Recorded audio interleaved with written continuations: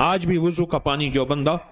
وضو کے بعد 3 گھونٹ پانی پی لے، کوئی ہے جس نے وضو کے پانی سے فائدہ پایا؟ گھونٹ، آخری 3 گھونٹ سے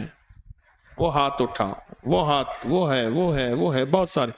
سنیں، وضو کے بعد کا آخری گھٹنوں کا علاج، کمر کا علاج، مہروں کا علاج، ہائی بلڈ پریشر کا علاج، غصے کا علاج، ناکامیوں کا علاج، معدے کی بیماریوں کا علاج، دل کی بیماریوں کا علاج، اعصابی کمزوری کا علاج، خواتین کے نسوانی امراض کا علاج، جو بھول جاتا اس کا علاج، بصارت کا علاج اور بصیرت کا علاج۔ اور انوکھی چیزیں اس میں یہ ہیں، میں کیا بتاؤں، انوکھی چیز یہ ہے، یہ سارے پانیوں سے سب سے زیادہ شفا یابی کا پانی ہے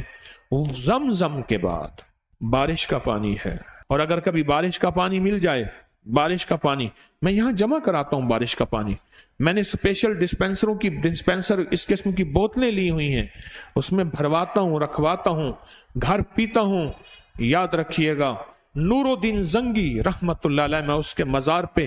دمشق میں گیا ہوں، نور الدین زنگی، صلاح الدین ایوبی، ساتھ قریب ان کا مزار ہے۔ نور الدین زنگی ایک اللہ کے ولی کی خدمت میں پہنچے، یہ وہ بادشاہ ہیں جن کو حضور خواب میں آئے تھے اور کہا 2 کتے ہیں جو مجھے تکلیف دے رہے ہیں، اور وہ حضور کے جسم مبارک کو وہاں سے روضہ عطر سے لے جانا چاہتے تھے، اور وہ باطل تھا۔ نور الدین زنگی ایک مرشد کی خدمت میں پہنچے اور فرمانے لگے،